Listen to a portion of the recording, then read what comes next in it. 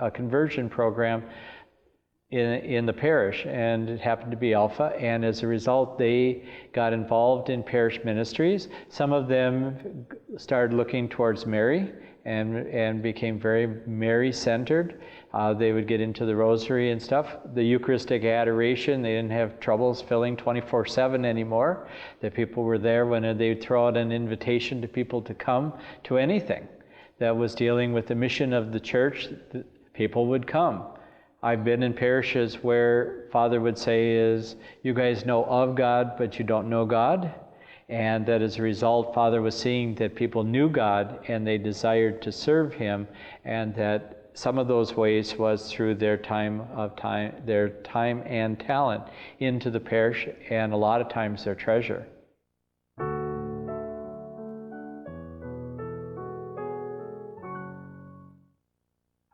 We had a school in 1998 that was on the verge of closing. It was K-6. It was ready to close, and they were kind of battening down the hatches of what to do with this building and such, and the conversion programs started to go in the parish. In some ways we call it shotgun evangelization, and come and meet Jesus again. And as they would do that, people were starting to send their kids back to learn about the faith. In that initial group of people, several were teachers from the school. They were so overwhelmed and changed and different, they told everyone at school. Then in the life of the church, we had to think, okay, now we have Spirit-filled teachers. They need to know how to translate that experience to their children in their classroom. And so we taught the teachers how to lead their children in the simplest of prayers to close your eyes, open your heart, and have it all be age appropriate. We started to do the Youth Alpha program as the first semester of a 2-year confirmation program. And then the Holy Spirit weekend, we dovetailed with receiving the sacrament.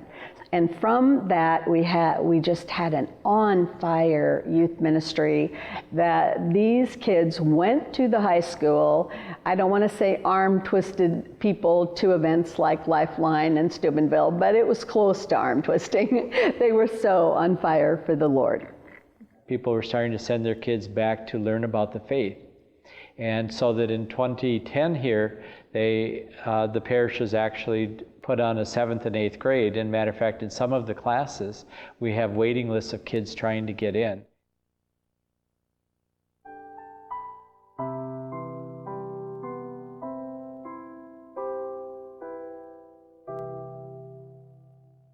So as things in the parish started to change and the lumps of dough were coming to life, so to speak, the pastors all started to notice, and they noticed especially that fruit was happening, the fruit that they were looking for, because all the people who completed our evangelistic course and the Holy Spirit weekend, they couldn't wait to give back to the church. They were showing up at his door with, what committee can we sign up for? How can we serve? What do you need? When you have to give back and you don't know how, you don't know what that means, what is my service exactly, the first thing they do is take out their billfold. So we're having a church in financial decline. All of a sudden, everybody's giving money, and that's the first thing the pastor notices. And was so pleased, and the fact that he didn't have to seek out committee chair people. You know, we have a waiting list. The fact that he started to see the church fill up on Sunday, and then started to see people coming to daily mass and changing their work schedule to come to daily mass. A pastor notices that. And one pastor actually told me, he said, you know, Mary, when I was in the seminary, they actually told us that one of the best things that would ever happen to us is, you know, over a 10-year span at a parish, a person or two might say, I'd like to come back to the church after a long period of time, let's say. He said, I just wanted you to know that over the last few years, since this evangelistic activity has really taken hold, that has happened to me almost every month in the last several years, Well, when pastors hear that kind of fruit, then they are certainly interested. So we had all kinds of requests from the parishes around us to offer help and to mentor them. And today we're mentoring around 18 to 20 Catholic churches in evangelistic activity, how to make it happen at their churches as well. So some of the pieces you're going to want to put together in your church as well, the things we had to have. First, we had to have a core of like-minded people in love with the Lord, on fire with the Holy Spirit. The second thing we had to have was a group of intercessors who were praying in our behalf from the beginning. I think the evangelistic activity would never have taken hold had we not gone out nationwide and around the world asking people to pray for us. So A, we could figure this out, and B, we would have some success. So that's the second part. Part 3 is gather everybody, every like-minded person you can find, every person with an important position in your church, like a DRE, youth minister, etc., and go to the Renewal Ministries School of Evangelization. Had it not been for that school, this 15-year activity that I've described to you would never have happened. And so we encourage everybody to get on the Renewal Ministries website, find their locations, days, and times, and don't miss it. Don't miss it. Gather people and go.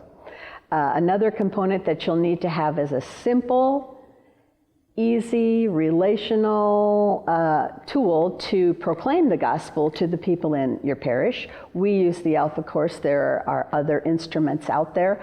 Whatever tool you use, a part of that has to be a personal encounter with God the Holy Spirit. Now that we've shared the gospel and Jesus has been encountered and he's stirred that hunger in their heart for more of him, it's God the Holy Spirit that's going to complete that and bring it to life. There are all kinds of ways to do that. The Life in the Spirit Seminar is one. We offer our own Holy Spirit weekends, and there are others as well. Many of the things we do with core ministries is we act as mentors for various parishes. We spend time with them in leader training. They come to our program, see how the simplicity of what we do causes people's lives to change, and as a result, we are not unusual. We didn't invent the wheel. They can go out there and they can replicate what we have done in our parishes and see change in their own. And that's what core ministries is all about. And so we do have a website, coreministries.us.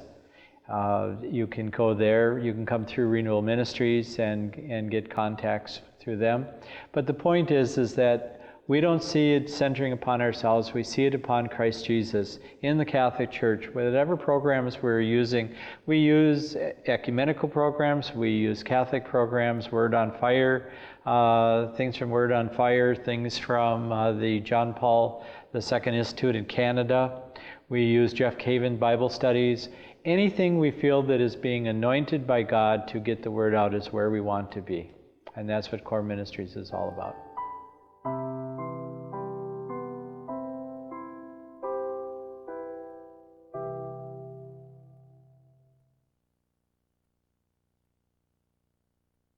Well, you know, I think that was pretty darn inspiring. I mean, all over the country, schools are closing, parishes are dwindling, finances are drying up, and here we have the story of a turnaround where people are coming back to church, back to the sacraments, clamoring to get into the Catholic school. Wow. Yeah, change is possible. Yeah. And I think what their story is a story about where it begins. It begins with an encounter with the living person of Jesus Christ and entering into a full life in the Holy Spirit, which the recent popes have been pushing. New Pentecost, new evangelization. Hey, That's Pete, what's at the heart of it. let me tell people. Yeah. We actually have a resource here called As by a New Pentecost, 7 different talks that really help people open up to the encounter with Christ and the life in the Holy Spirit, and we have it available at renewalministries.net.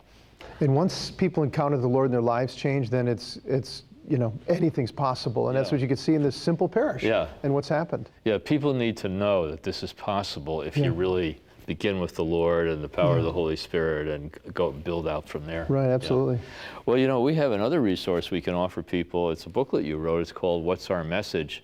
We're going to tell you how you can get it. At the heart of the new evangelization is the proclamation of the gospel, which St. Paul describes as the power of God for salvation.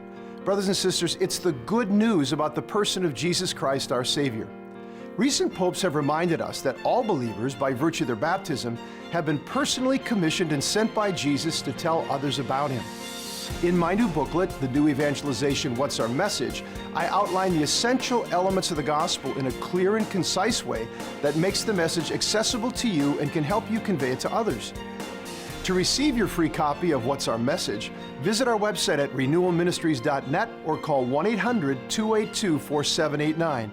Join us in sharing this good news. God bless you. Welcome back. And where this all begins, where renewal begins, is getting clear about the very basics and foundations of the faith in the encounter with Jesus Christ and everything that flows from that, life in the Spirit, life in the church, the sacramental life of the church, and evangelization. Yeah, and it begins with the person of Jesus. I mean, that's why she said it just seems so simple. And what we talked about at the evangelization school that she was referring to at the beginning of the program was we talked about Acts chapter 2, what happened on Pentecost and what's the message. And the apostles bore witness to the reality of the resurrection of Jesus, the lordship of Jesus, the need to repent and give your life to Jesus, to be able to come to baptism, receive the gift of the Holy Spirit, to join a community of vital believers who are responding to that and bringing their lives under the lordship of Jesus Christ and just raising Him up and allowing the Holy Spirit to do His work. That's really the starting point. Yeah, absolutely. And you know, one of the things that the church really needs today is hope. And but people in parishes need is hope, particularly in the East Coast, Middle Atlantic states, Midwest, Upper Midwest.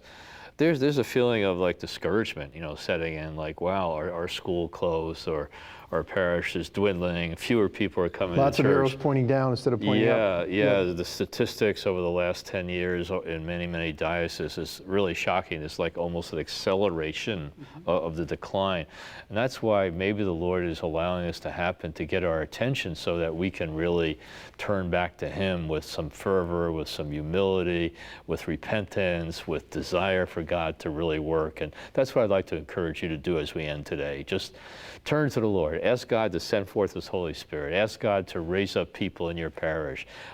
Pray, you know, if you're not being gifted by God to do what Mary and Deacon Mike did, pray that God would raise up people like that in your parish and be part of that intercessory team that they said is so important to anything happening.